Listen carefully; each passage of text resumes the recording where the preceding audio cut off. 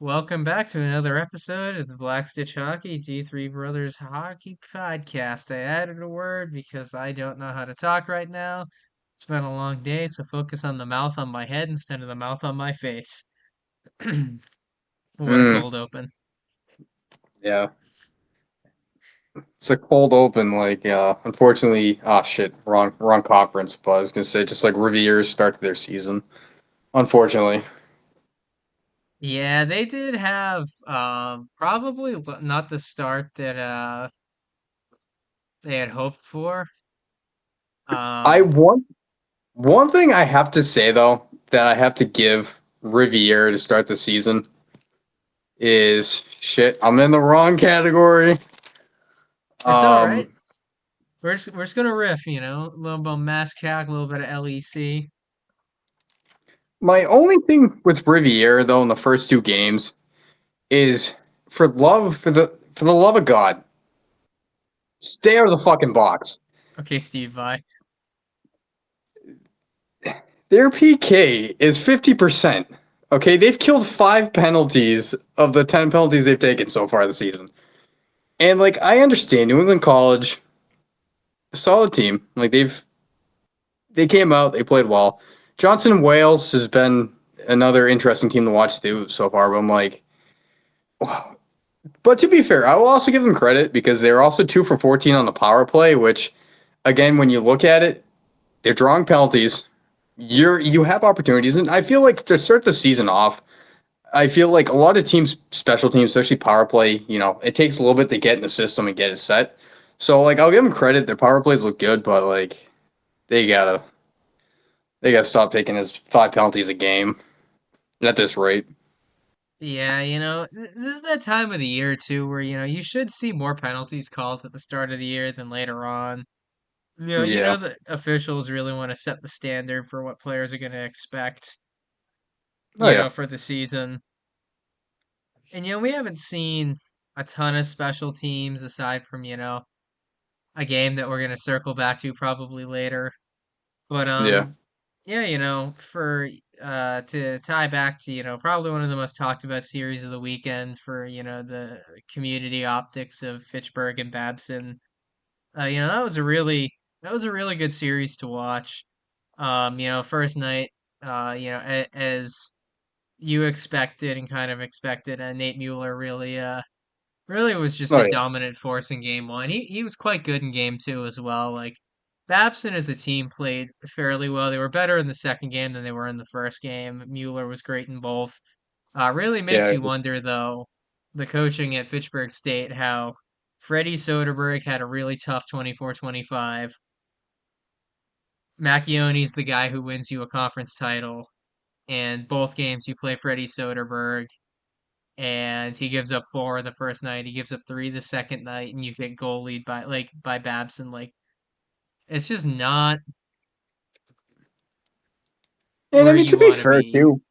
I mean to be fair though, I can't really put a lot of it on Soderbergh too because 31 to 34 and then 27 to 30 isn't It's not like bad. those aren't bad numbers. I mean, Fitchburg State I thought played all right. I just think a lot of it's credit to Babson and how good they are because I feel like especially with the second game, I mean they did take 47 shots. So it's one of those things where the shot generation was there. They just again sometimes you hit a hot goalie and to outduel Nate Mueller. I mean at the end of the day there are no excuses. Obviously Mueller outdueled Soderberg and that's what it comes down to. I Yeah, mean, like we said, I mean Mueller is elite. He's just elite. And I mean, when you look at Evan Brown, 2 goals, 1 assist, he was great. Ryan Murphy, 3 apples in those 2 games. So it's Babson again does have those players who, obviously come out, they finish, and they've done a good job of that. yeah. I just, you talk about a goalie duel where you get outplayed by Mueller, and you have a guy who, the last time he played, he gave up 5 on 43 to a Utica team that was a goal away from a natty. Like, you have Yeah, a that's top tier goaltender in Division 3 college hockey available. and for the second year in a row, you just don't go to him. Yeah. And that's just one of those things of like, why do you have a guy this good if you're not going to use him? Yeah. No, I completely agree.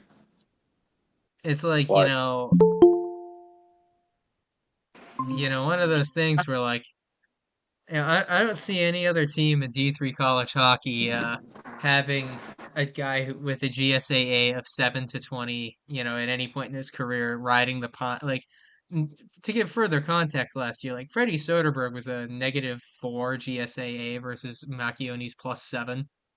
So like, I get it. Like, it's a non-conference game. The Mazcac's going to be a one bid natty league this year, but like, why not go beat Babson with your best goalie? And like, I don't really get what the thought process was there. And again, this isn't even to like sandbag Soderberg at all. It's just yeah.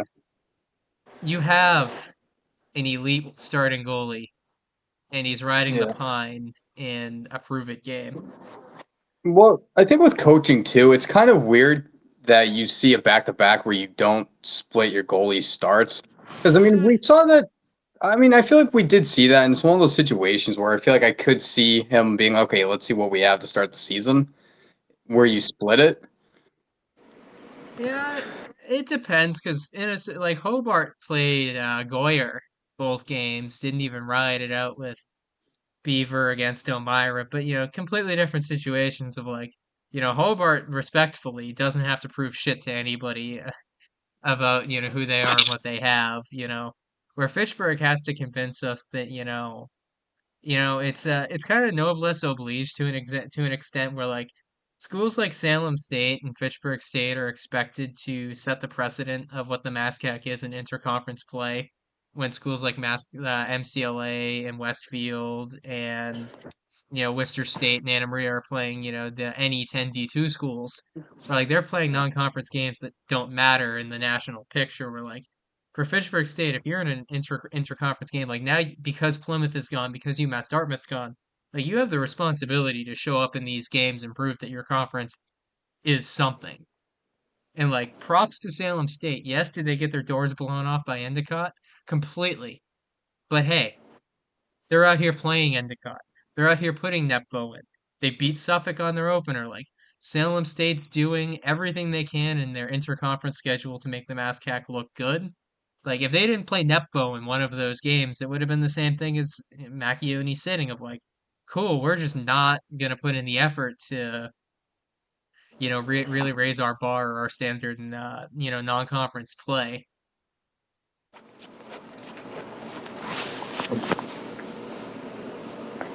I mean, I don't get why they didn't play Mac personally. It's a Babson, it's a charity game. You're trying to like make it as big as possible, right? Getting your doors blown in is not something that you would want on your bingo card personally. I mean, obviously, like you said, Salem, they did get their blows torn in by Endicott, but also Endicott's trying to prove that they're a top 15 team in the country because they did lose a lot of pieces.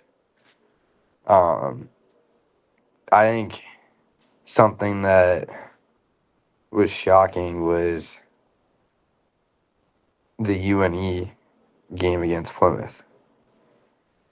How like we knew UNE was probably going to come on top, but the fact that Plymouth put them on their heels at first is kind of having you wonder like, okay, what do you got? And then Curry at the same time, they proved that they're a top two team in the country still. Like we had no idea what was going to happen with the Yukon kid. Yukon kid basically walked in there and said, "Yeah, I'm here for real." Um, it's kind of what's the topic of Oh, discussion? we just Just kind of recapping. started little LEC, little MASCAC recap. We off camera we were talking about the CNE and how Friday night's gonna be an absolute fucking barn burner, must watch game. Because I'm gonna be honest, I didn't take that much stock in Curry's win, which seems a little crazy, but I think Norwich is probably a 20 to 25 team in the country right now. I think Babson is a 20 to 25 team in the country right now.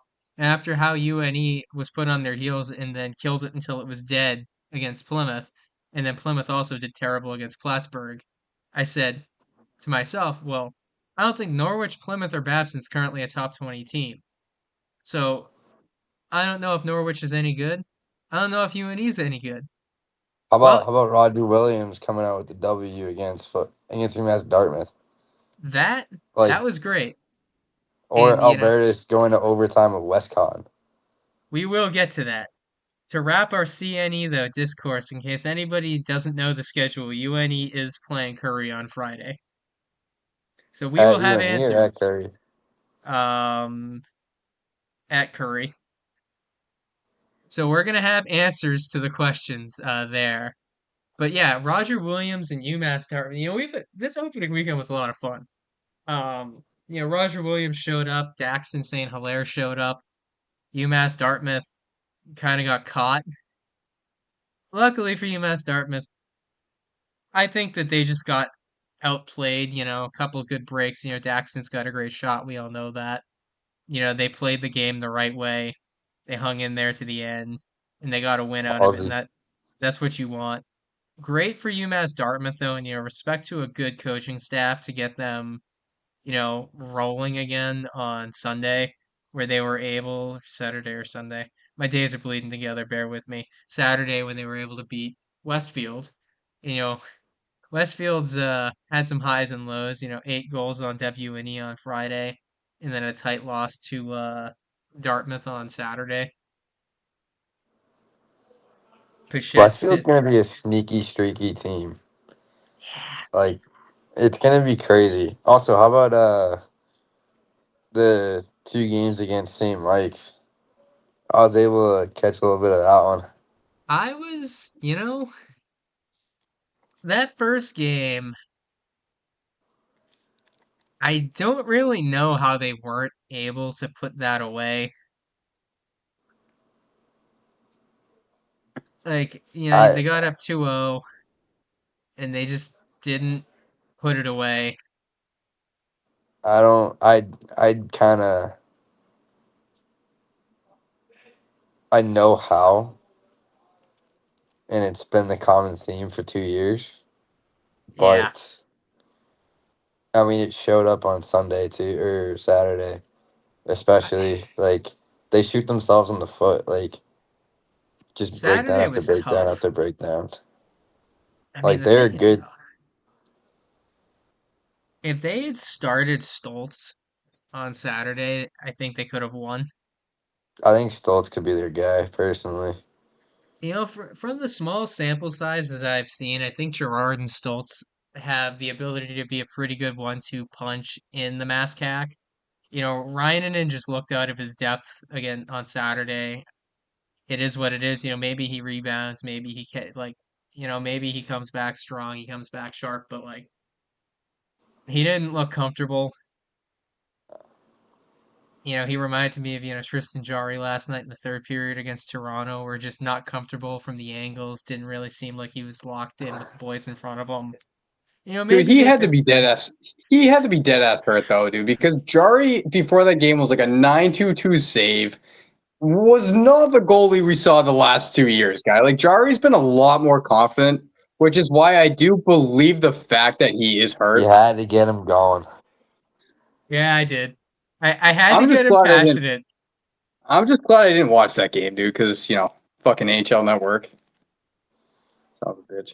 I feel the same way about Flow Hockey this season.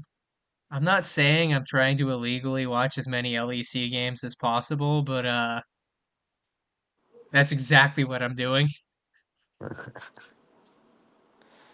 It's gonna be. I kind of have a dark horse pick in that league. NEC. NEC is I think they do the challenge that NEC will have in the playoffs is a lot of their success if they make the playoff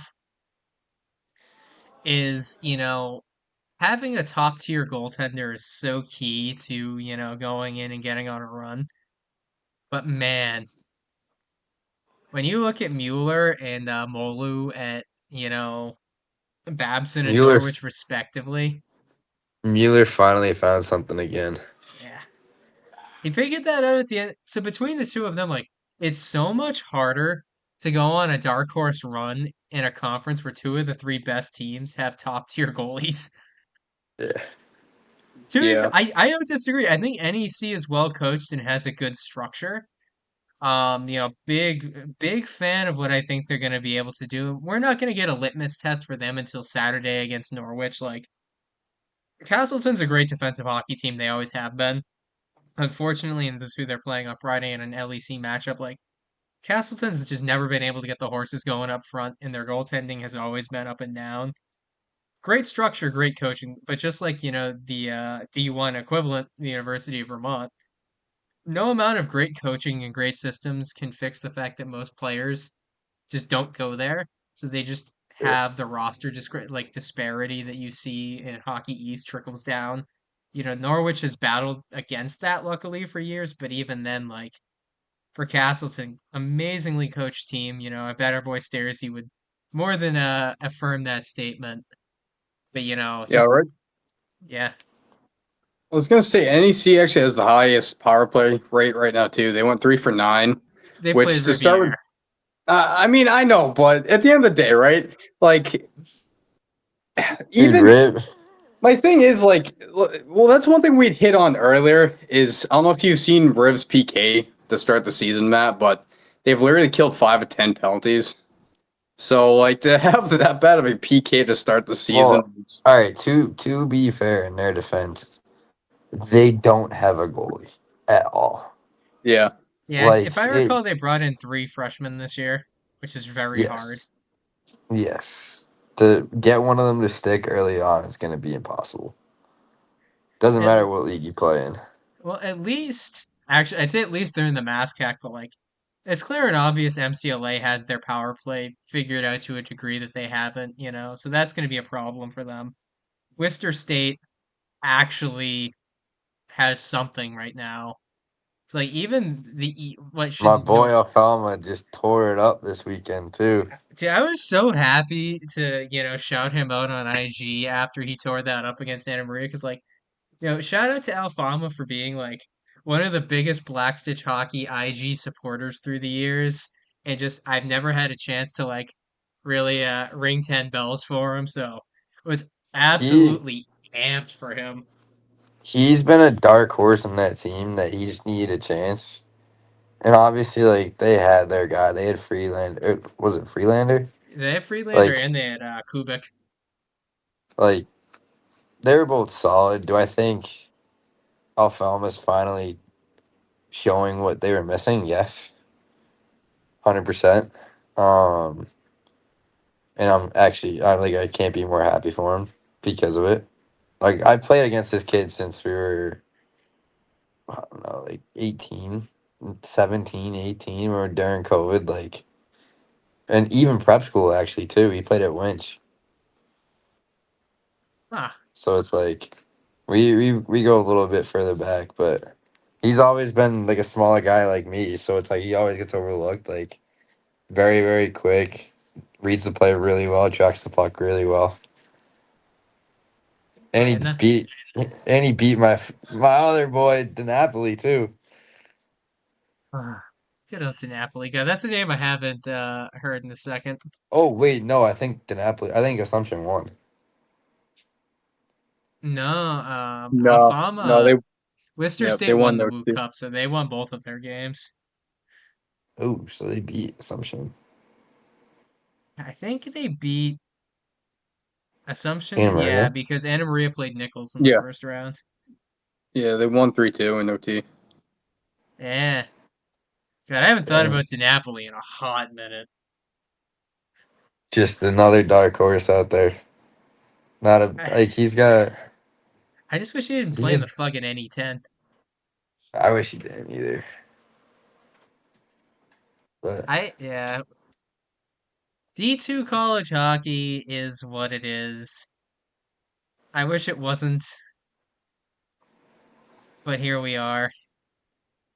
It's very I wish sad. D2 and D3 merged. I would want to see what happens Yeah, when you don't get guys on scholarship.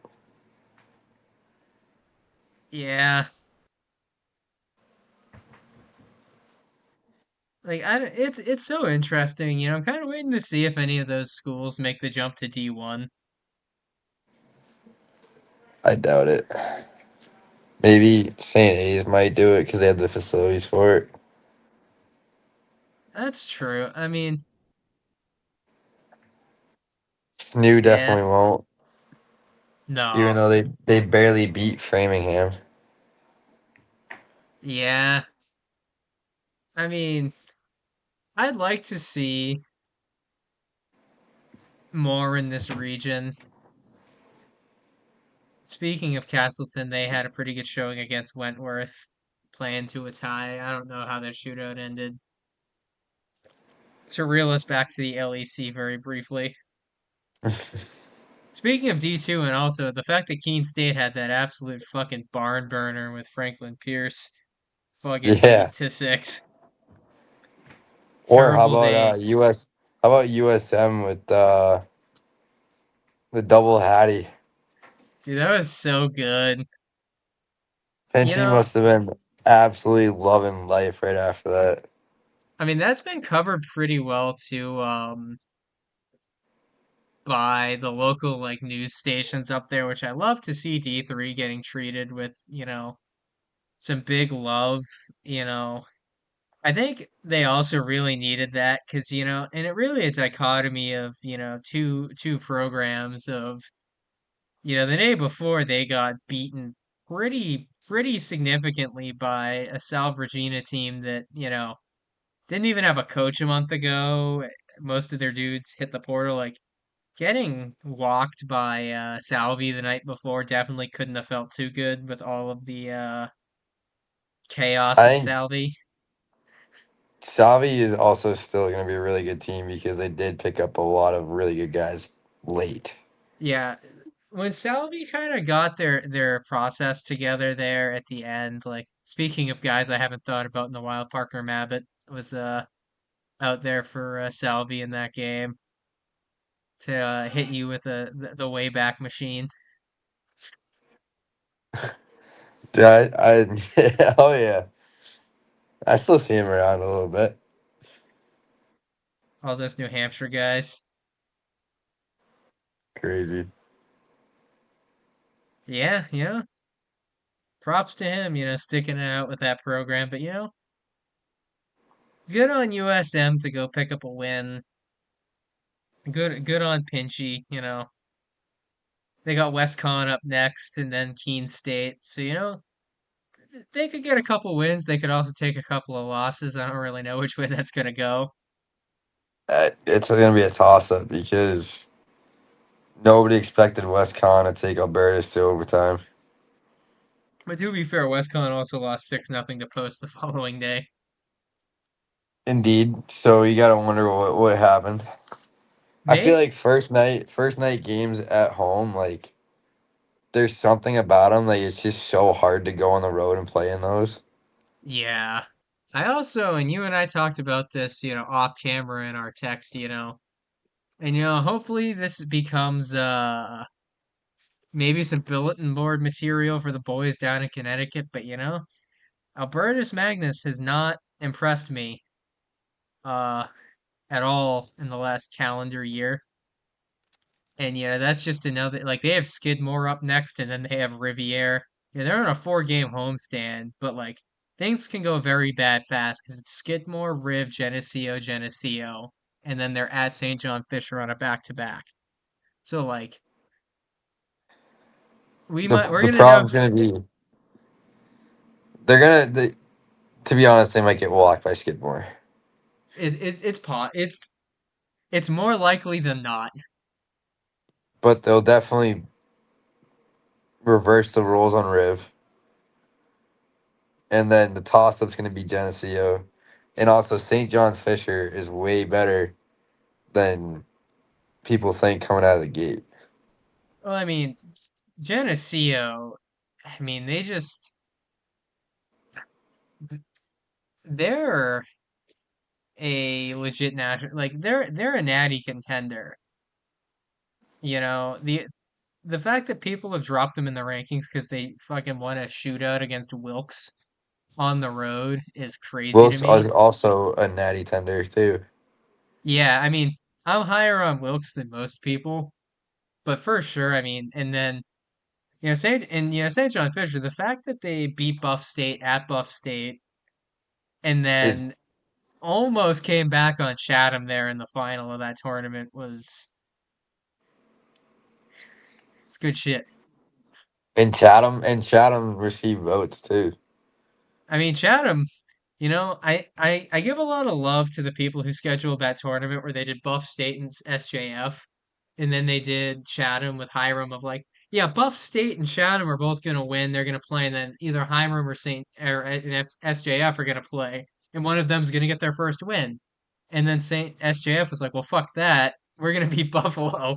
And then unfortunately for Hiram, to be fair, Hiram had an awful night against Chatham. They were down 5-12 minutes in.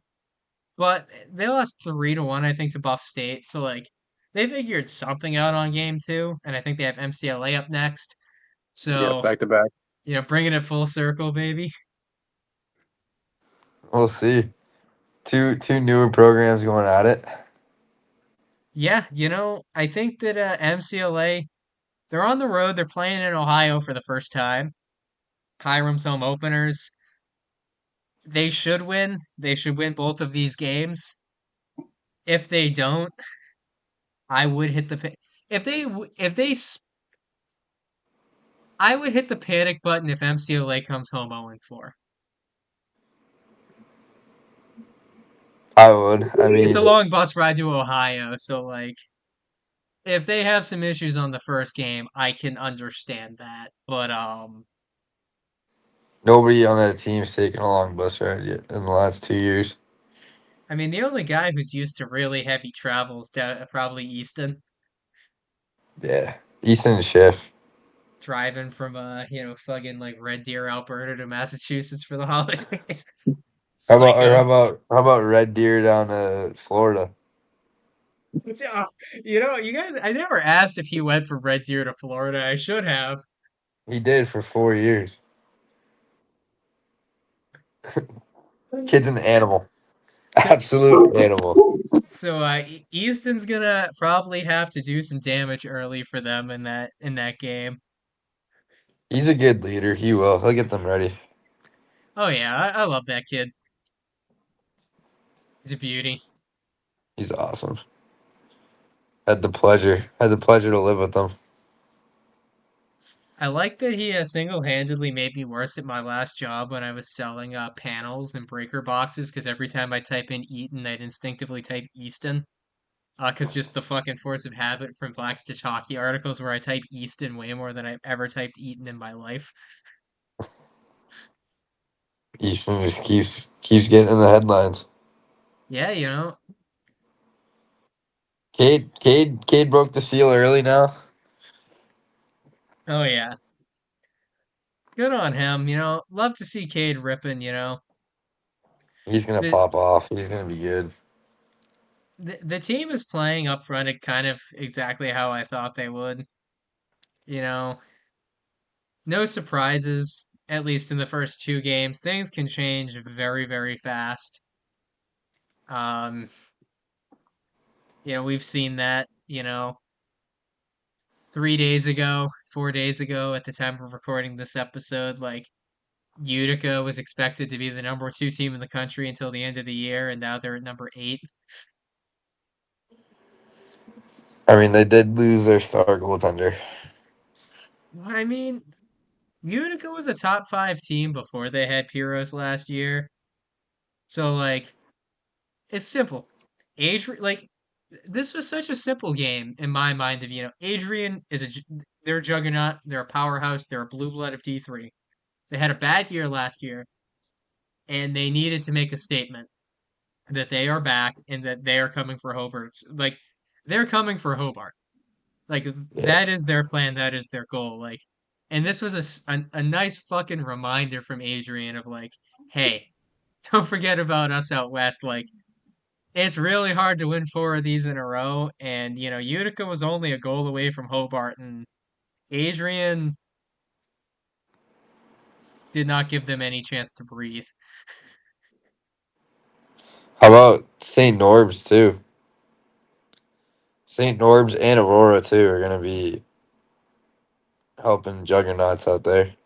Yeah, if we get a similar setup, and I'm getting way ahead of myself here, or if the NCAA opens up the paycheck or the wallet like they did last year to give us proper first round matchups of bringing teams out west and bringing teams out east, like if St. Norb's, Adrian, Aurora don't have to cannibalize each other in the first round like they used to, like the West could be all the way back, and I love that. It's gonna be crazy. It's gonna be a different. It's gonna be so fun to watch. All right, we're running past our 30-minute mark, so anybody else have anything they really want to get off their chest into this week's episode? So one thing that I did like about MCLA's game, after again obviously watching the last few years all that stuff, is they were actually damn good in the dot both games. Both when Yes. you look at their faceoff percentage for the combined of both games is over 54.5%. But also like when you look at the last game, they literally went 41 for 66. So like MCLA, I feel like for them to have success in any team, right? Like it starts with the faceoffs, and that's one thing that last year I felt like towards the end of the season they got better at faceoffs. But I mean, for me, I thought that was a huge thing for them against St. Michael's. I mean, obviously they didn't win, but I thought that was at least a metric that stood out to me. Um, 100%. Yeah. but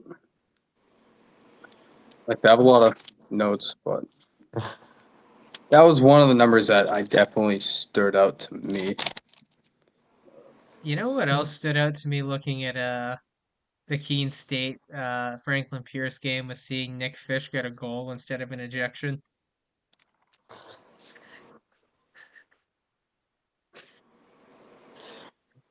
I mean, yeah. Love him to death. Especially going against some former teammates. There was somebody who scored for Keene that was on that Wizards team, and I saw their names next Fontaine. to each. It was Yeah, Fontaine. I saw Fontaine and Fish across each other on the fucking score sheet, and I'm like, damn, did I just go back in time 3 years? What the fuck? All you needed was Coach on there too. I was sad Coach wasn't on any of the goal sheets at that point in that game. I was hoping for it. Anything else in those notes you want to share with the class, Damien? Yeah, I mean, a little bit of a credit to Wentworth, though, who's obviously not in either conference. But with that game against, oh shit, hold on. No, yeah, it's against Castleton. Chirico Topher had 46 of 50 saves in that game, which it's just an interesting stat as far as like seeing a goalie absolutely dominate. The only thing really, honestly, is just like with Keene State, they had so many players this weekend that had multi-point games. Obviously, you look at like Fides, who had 2 goals and 2 assists, but like from Zachary Chouinard to Sean Gray and Chase Carney, who had 4 assists himself, like they all had pretty big games over the weekend. So like looking forward to this upcoming weekend where Keene State plays Babson.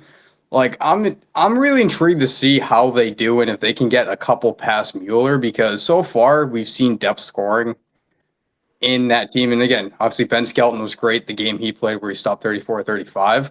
So if Ben Skelton can just do what he does, come in, lock it down, and they can get some depth scoring from those top lines that we've seen them get early in the season, it's definitely going to be a game.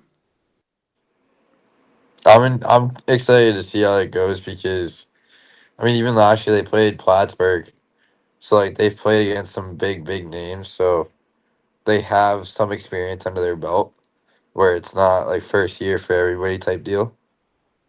And now it'll be like their first conference game too. So they're gonna be amped like you wouldn't believe. I think Babson coming off the Fitchburg games too. Like it was a great weekend for them. So they're gonna be amped. So it'll be excited to see kind of what we get there for sure. Um, I'm excited for the UNE Curry game personally. I like I just want to see how that goes down. Like that's gonna be a hell of a hockey game. But I'm also does Roger Williams start conference play this weekend? Oh, that's a good question. I can pull that up real quick. I figured out how to have my virtual notes open this week, which is a nice plus, as well as fixing our aspect ratio. Yeah, they're playing Suffolk on Friday and Nichols on Saturday. I'm curious to see how they start conference play. Yeah, I Suffolk's gonna be playing for a lot after their loss to Salem, not how they wanted to start the year. So it's definitely gonna give us a very exciting contest there. Two teams with a lot to prove. Yes, sir. And then, next weekend, the weekend ahead, they're playing UNE. I think Ozzy will have something up his sleeve for that.